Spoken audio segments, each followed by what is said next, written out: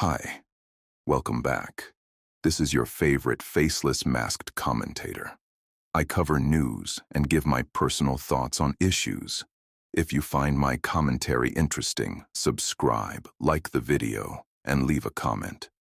Today, we're looking at possibly historic turn toward tightening the rules on immigration in the EU. In Europe, the EU Parliament just approved a bill designed to ramp up the return of irregular migrants through new deportation centers outside the bloc.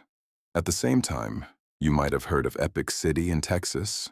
State leaders signed a targeted law, and the Attorney General filed a lawsuit to shut down a massive planned development tied to a Muslim mosque group that had been accused of skirting fair housing rules and creating what critics called a no-go zone. Let's start with what went down in Brussels on March 26, 2026. Members of the European Parliament voted 389 to 206 in favor on a bill known as the Return Regulation. It lets member states build these so-called return hubs in third countries outside the bloc, even if those countries aren't the migrants' country of origin, as long as there's a bilateral agreement in place. Detention periods for people waiting to be returned can now go up to 24 months under the Parliament's version. Entry bans for those who get returned can stretch on basically forever, and they're making them permanent right off the bat for anyone flagged as a security risk. The rules even cover families with children, only carving out an exception for unaccompanied minors. On the appeals side, instead of an automatic freeze on deportation until a final court ruling, judges will now decide case by case whether to suspend things. And get this, the text opens the door for talks with non-recognized third country entities, which has people worried about deals with regimes that don't exactly line up with EU values. The politics behind the vote got spicy too. The center-right European People's Party teamed up with far-right groups like the Europe of Sovereign Nations to push it through, and reports said 38 specific wordings came straight from the far-right side, including folks from Germany's Alternative for Germany party. French EPP lawmaker François-Xavier Bellamy put it plainly on X: "We will impose a simple principle. Who comes to Europe illegally cannot stay." Their left wing wasn't having it, though. Socialist MEP Cecilia Strada framed this as shipping people off to any random country, while Green MEP Melissa Camara saying the text green lights cooperation with the Taliban on sending back Afghans. Human rights groups warn that once people are in these hubs outside EU territory, there's no guarantee their rights will be protected.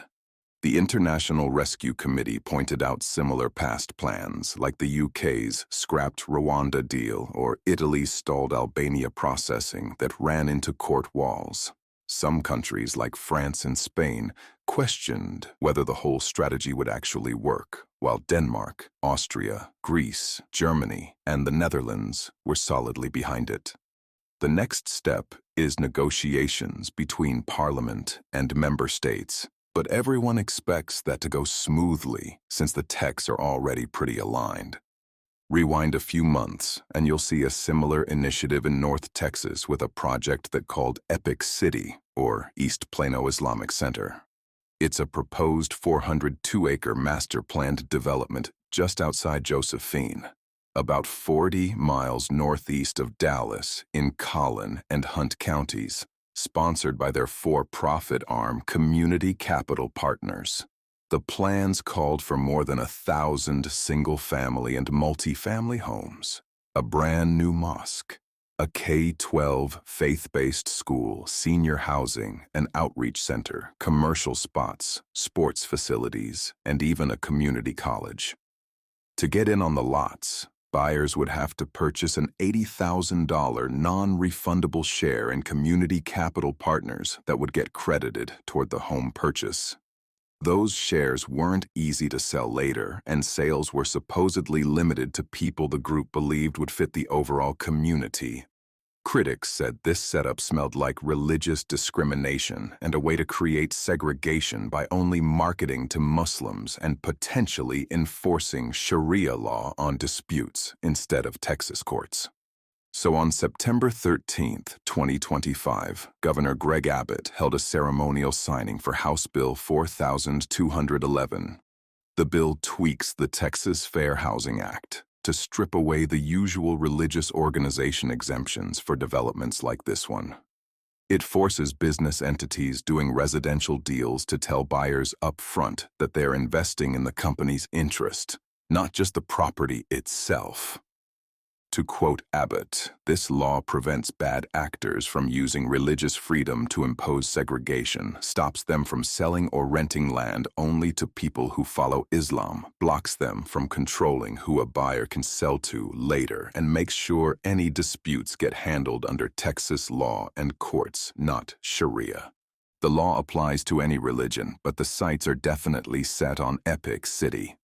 Attorney General Ken Paxton filed a 21-page lawsuit in Collin County on December 5, 2025, targeting the East Plano Islamic Center, Community Capital Partners, Epic Real Properties, Inc., and 3 individuals. President Imran Chaudhary plus directors Naveed Siddiqui and Sarfraz Ahmad. Paxton called it an illegal development scheme that violated Texas securities laws. He accused them of not registering the securities offering, misrepresenting facts to investors, failing to verify accredited investor status for more than 10% of buyers, and funneling money to their own pockets. Specifically, Chaudhary was supposedly pulling $30,000 a month from the proceeds, even though he claimed he wouldn't take a salary, and Epic Real Properties had already grabbed over $1 million for operating costs beyond what was promised. The project had since been renamed The Meadow, and construction hadn't even started, thank God. There have been at least 5 active state investigations into everything from consumer protection to funeral services. The Texas Funeral Service Commission looked into whether the mosque was operating a funeral home without a license, though this claim was walked back a bit. The Texas Workforce Commission settled a Fair Housing Act complaint back in September 2025 through a conciliation agreement. Even the U.S. Department of Justice opened a probe at the request of Senator John Cornyn, but closed it in June 2025 after the developers agreed to follow federal fair housing laws. Then in February 2026, the Department of Housing and Urban Development launched its own investigation into whether Epic Real Properties and Community Capital Partners discriminated based on religion or national origin, following a complaint from the Texas Workforce Commission. HUD Secretary Scott Turner said he won't stand for illegal discrimination and wants the community open to all Texans. The developers pushed back hard, saying they've followed every law, that some probes were resolved already, and that the HUD move raises due process issues since it came right after they sued the state to close the prior case. The Texas chapter of the Council on American Islamic Relations, through Executive Director Mustafa Carroll, accused Abbott of distorting the facts and fueling anti-Muslim bigotry that puts Texas Muslims at risk, calling it a violation of the 14th Amendment's Equal Protection Clause. They and the developers insist the community was never closed to non-Muslims and that the project doesn't involve religious law governing the whole place. My thoughts on this are pretty biased. In general, I see 3 invasive forces hitting Western civilization: Africans, communists, and Muslims. Africans are barbaric and destructive, but they tend to be retarded, so heavy law enforcement or physical confrontation makes them easy to deal with. Communists are the hardest because they hide out while twisting minds in the market. Unlike these two being competitive in nature, Muslims are on a whole different level because their core beliefs are wired to conquer nations that don't share their culture instead of adapting. It's opposition baked into the playbook in the form of their Quran. Every native population is waking up and rejecting incompatible cultures. The EU and Britain are the reason. In recent decades, they've become the poster child for destruction through immigration. Native populations there are dropping fast. Sex crimes and trafficking are off the charts. Governments and supposed human rights groups kept looking the other way to protect immigrant men over their native women. A lot of the local leaders aren't even natives anymore. This recent vote doesn't mean much by itself, but signals a long overdue shift against the invasion. And yes, it's an invasion. Look back at Epic City. I hope they get sued to hell. Some may bitch about human rights violations, but no one cares anymore. If that's the game, fine. Let's play. That Epic project was trying to operate like a bordered mini-state with infrastructure owned by Muslims and access mostly limited to Muslims. Doesn't sound like open border policy to me. They planned schools and housing in ways that dodged the Fair Housing Act, giving them the ability to exclude racial and religious groups they don't like. Imagine calling racial discrimination while selling housing to only one race. As a Black, native-born American behind this avatar, I'm with the white supremacist on this one. They were trying to set up an Islamic bastion in our backyard that would have eventually spread through the state.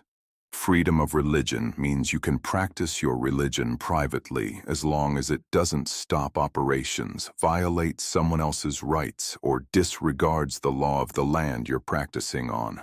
This is why guided prayer over loudspeaker is fine inside a church, but not in the middle of crowded New York City street.